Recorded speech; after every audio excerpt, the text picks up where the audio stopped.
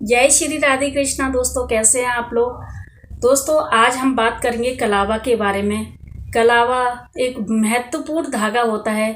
अगर हम किसी को बांधते हैं या घर में जो कोई भी बांधता है या सारे बांधते हैं तो ये रक्षा कवच बन जाता है। भगवान का कलावा होता है। भगवान का जो रक्षा कवच है ये कलावा ही है। हम सभी को हिंदू धर्म में सभी लोगों को रक्षा कवच कलावा बांध करके रहना चाहिए। अब जैसे नवरात्रे चल रहे हैं तो नवमी वाले दिन या अष्टमी वाले दिन आप सभी लोग, घर के जितने भी सदस्य हैं, सभी लोग अपने अपने हाथों में कलावा बांध लें। कलावा से हमारी माता रानी हमारी रक्षा करती हैं और हमें खुशी प्रदान करती हैं और सुख समृद्धि बढ़ाती है।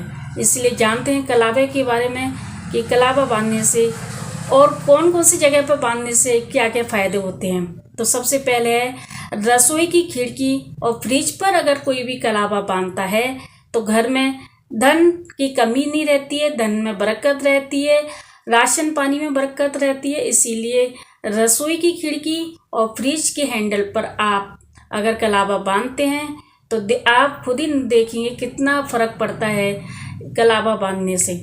तो दोस्तों, आप भी अपनी रसोई में और फ्रिज के हैंडल पर भी कलावा बांधिए इन्हीं नवरात्रों के दिनों में। दूसरा है तिजोरी, जो आपकी अलमारी की तिजोरी है, अगर उस पर नवरात्रि के दिनों में कलावा बांधते हैं तो लक्ष्मी का आशीर्वाद आप पर हमेशा बना रहेगा और आपकी जो तरक्की होगी वो चलती रहेगी। और दोस्तों, लक्ष्मी की जब कृपा होती है तो धन ही धन बरसता है।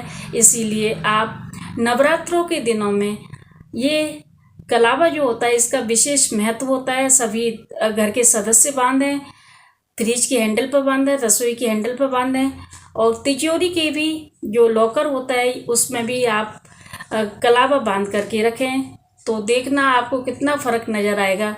तीसरा है तुलसी पर कलावा बांधने से घर परिवार में खुशियाँ आती हैं। तुलसी माता के भी जो पौधा होता है उस पर आप कलावा बांध कर देखें तो आपको भी घर में चेंज नज़र आएगा, पूरी नेगेटिविटी ख़त्म हो जाएगी, आपके जीवन में खुशी आएगी। कलावा बांधने का बहुत ही बड़ा महत्व होता है। इसलिए किस किस जगह पर कलावा बांधे आज मैं आपके लिए बताने के लिए आई हूँ। दोस्तों, अभी नवरात्रि के दिन चल रहे हैं, इन्हीं दिनों में आप नवरात्रि के दिनों में कलावा बांध सकते हैं इन सभी जगहों पर। चौथा है पूजा स्थल पर कलावा बांधना शुभ माना जाता है।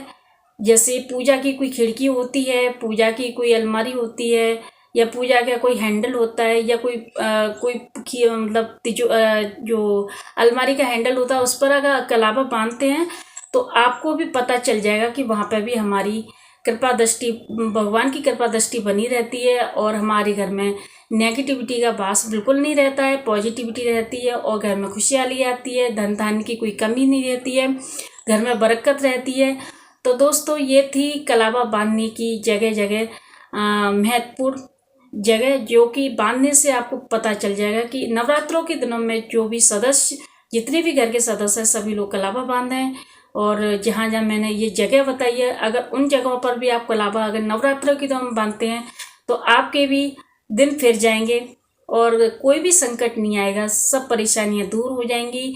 क्योंकि हर जगह, और हाँ एक बात और है, मेन गेट पर भी अगर आप कलावा बांधते हैं तो भी बाहर से जो नेगेटिविटी होती है वो अंदर कभी नहीं आएगी। इसीलिए कलावा जरूर बांधिए, आप बांधिए, घर में जितने भी लोग हैं सभी बांध के रखिए। ये रक्षा कवच होता है, भगवान का कलावा होता है। और नवरात्र के दिनों में जो कोई बांधता है तो ये बहुत ही अच्छी बात होती है, क्योंकि सभी लोग नवरात्रों के दिनों में ही कलावा अक्सर बांधते हैं। देवी का आशीर्वाद बना रहता है, माता की कृपा बनी रहती है, माता भरपूर आशीर्वाद दे करके जाती हैं।